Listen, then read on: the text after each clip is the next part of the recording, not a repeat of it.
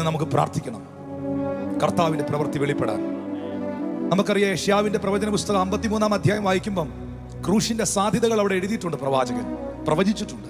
അവൻ നമ്മുടെ വ്യാധികളെ വഹിച്ചു, വേദനകളെ ചുമന്നു, സമാധാനത്തിനായുള്ള ശിക്ഷ അവന്റെ മേലായി, അവന്റെ അടിപ്പിണരുകളാൽ നമുക്ക് സൗഖ്യം വന്നു. രക്ഷയും ശാപവിമുക്തിയും നിത്യജീവനും വിമോചനവും വീണ്ടെടുപ്പും എല്ലാം ക്രൂശിലൂടെയാണ് നടന്നത്. അതിന്റെ കൂട്ടത്തിൽ തന്നെ ഉള്ളതാ അടിപ്പിണരാലുള്ള സൗഖ്യവും. ഒരെണ്ണത്തെ മാത്രം വലുതായിട്ട് കാണിച്ച് വേറൊന്നിനെ ഇല്ലാതാക്കാൻ ശ്രമിക്കരുത്. ദൈവം പ്രാധാന്യം കൊടുത്തതിന് നമുക്ക് പ്രാധാന്യം കൊടുക്കാൻ കഴിയണം. ദൈവം നല്ലതായിട്ട് കണ്ടതിനെ നമുക്ക് നല്ലതായിട്ട് കാണാൻ കഴിയണം.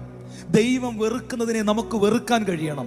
അതാണ് വിശുദ്ധ ജീവിതം, അതാണ് ആത്മീയത എന്ന് പറയുന്നത്. ദൈവത്തിന്റെ ഹിതമല്ലേ, ദൈവത്തിന്റെ പദ്ധതിപ്പെട്ടതല്ലേ? അങ്ങനെ സംഭവിക്കണമെന്ന് ദൈവം ആഗ്രഹിക്കുന്നില്ലേ? കാരണം പുത്രൻ ഈ ഭൂമിയിൽ വന്ന് നടപ്പാക്കിയത് പിതാവിന്റെ ഇഷ്ടമല്ലേ? അങ്ങനെയാണെങ്കിൽ എന്തിനതിനെ തുച്ഛീകരിക്കുന്നു?